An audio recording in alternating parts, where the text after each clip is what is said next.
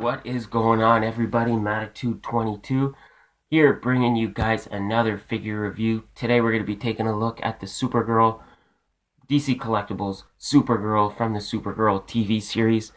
So before we get into this figure and we come to the conclusion whether it sucks or not, let's take a quick look at the packaging. So on the bottom it has the Supergirl title from the TV series. I'm writing various warnings on the bottom there. This is figure number 1 in the Supergirl line. It says her name right across there.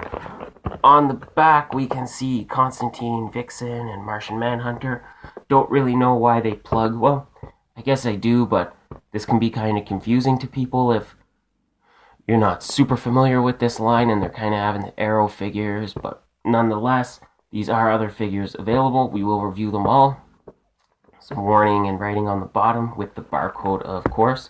Supergirl logo on the top there. There. Nice picture of the figure on the sides. So that looks pretty good. Alright, so we're going to get this figure out of the box and take a closer look. Alright, so now that we have this figure out of the box, we can take a closer look, and I gotta say she does look pretty nice. There's not a huge amount going on here. The S logo on her chest is sculpted on, so that is pretty nice. As far as the face sculpt goes, I can't decide whether I think this looks like the actress from the show or not. I think it kind of does. I look at it and then I think it does, but then I look at it again and I think it doesn't. So, but she does look nice. Nonetheless, the cape is a softer plastic, so that will kind of work with all your posing, and that's kind of nice.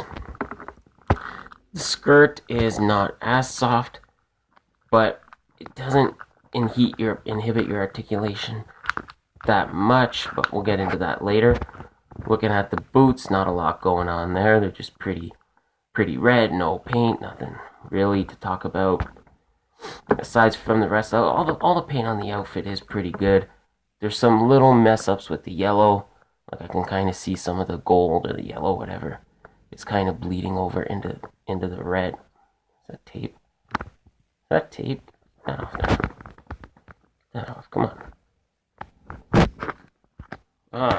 It's all falling apart for me now. Okay. The hair is pretty good. It's a dirty blonde. Is that what you call it? Dirty blonde? I think that's what you call it. There's some black shading, so it does look pretty good. There is some nice depth going on there. Looking at articulation, all in all, there's not a tremendous amount, but there is a fair amount. So her head looks side to side. It does not really look down or up, so you're gonna have a really difficult time like just getting her into a flying pose, because the hair is so hard that it just will not let the neck move.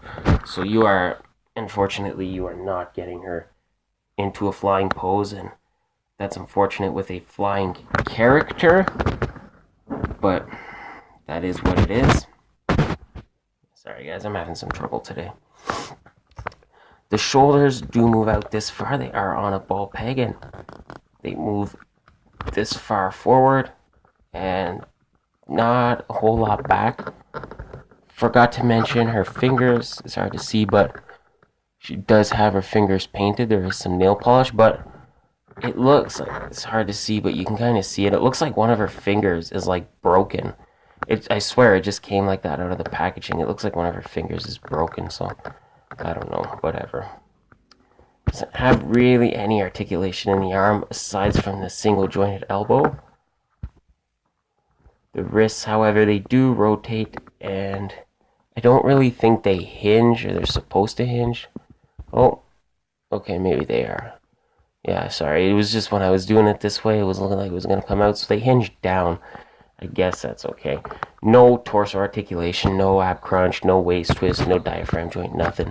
And as we already talked about, the hips, they don't move out super far because the skirt will block that. She can't do much of a kick, and even if you could get her leg up, it just bounces back because of skirt. So that's kind of annoying. But she does have, as a single jointed knee, not a lot of articulation. They're not the best movement, but it is what it is. And for the feet, they do rock back and forth, and you get a little bit of ankle rockers on the side, but barely anything.